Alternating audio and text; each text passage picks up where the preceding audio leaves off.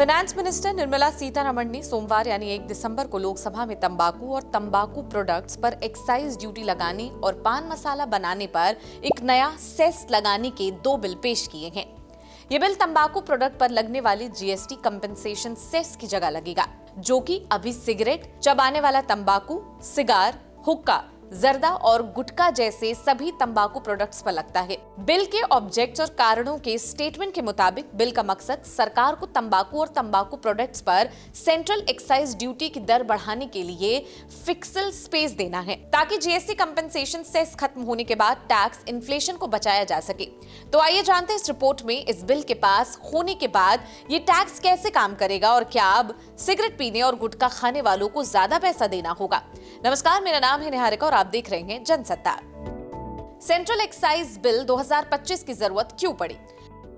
दरअसल जब साल 2017 में जीएसटी लागू किया गया तो राज्य सरकारों का रेवेन्यू कम हो गया, जिसकी वजह से जीएसटी कंपनसेशन सेस लाया गया था। इस दौरान साल 2019 और 20 कोविड महामारी के दौरान राज्य सरकारों का रेवेन्यू कम होने की वजह से इस सेस से राज्यों को लोन दिया गया, लेकिन ये परमानेंट सोल्यूशन नहीं था।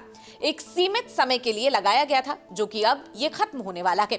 इसके खत्म होने के साथ ही तंबाकू पर लगने वाले टैक्स कम हो जाते, जिसकी वजह से तंबाकू से बने प्रोडक्ट्स की कीमत कम हो जाती। इससे सरकार को रेवेन्यू का नुकसान होता। ऐसे में सरकार ने सेंट्रल एक्साइज बिल 2025 लाकर इसे रिप्लेस करा रखी है और इसके साथ ही तंबाकू कंपनी द्वारा टैक्स चोरी पर भी लगाम लगाने की कोशिश कर रही है और सेस सभी सीन गुड्स पर लगेगा। और आप अगर सोच रहे हैं कि ये सीन गुड्स क्या होते हैं, तो इसका मतलब है वो प्रोडक्ट जो आपके हेल्थ के ऊपर नेगेटिव इंपैक्ट करता है, यानी सिगरेट, गुटखा और तंबाकू से बने प्रोडक्ट्स। नए बिल की वजह से क्या-क्या बदल जाएगा?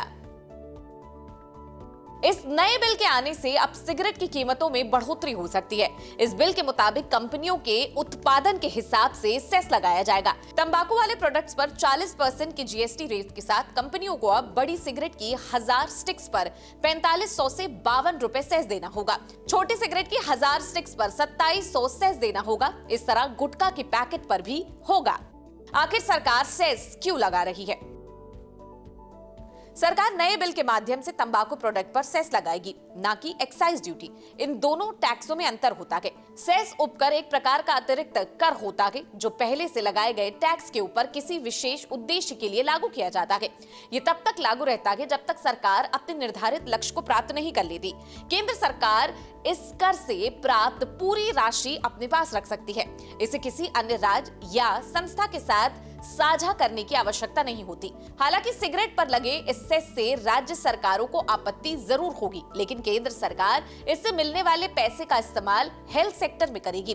चर्चा है कि सेस की वजह से राज्य सरकारों की कमाई कम हो सकती है। तंबाकू कंपनियां अब नहीं कर पाएंगी चोरी। इस बिल के आने के बाद तंबाकू बनाने वाली कंपनियों की मुसीबतें बढ़ गई हैं। इसकी वजह से अब जो नए बिल के पास होने के बाद जो टैक्स लगेगा वो मैन्युफैक्चरिंग क्षमता पर लगेगा, ना कि प्रोड्यूस करने की क्षमता पर। इसे उदाहरण से समझते हैं। मान लीजिए कोई कंपनी 500 किलो गुटखा का उत्पादन करती है, मार्केट में 200 किलो ही बेचती है, फिर भी उसे पूरे 500 किलो पर टैक्स देना होगा।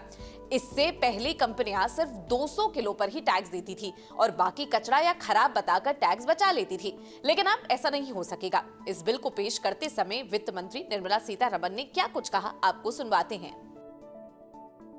I rise to move for leave to introduce a bill further to amend the Central Excise Act 1944. माननीय सदस्य Shri Shaukat Rai ji. Madam, under Rule 72(1), I beg to oppose the introduction of the Central Excise Amendment Bill 2025.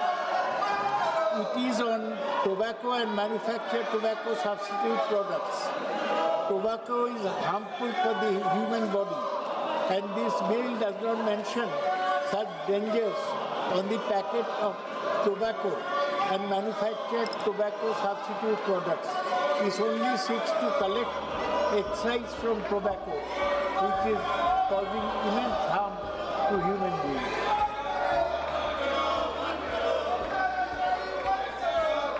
प्रश्न यह है कि विधेयक को पुनर्स्थापित करने की अनुमति प्रदान की जाए।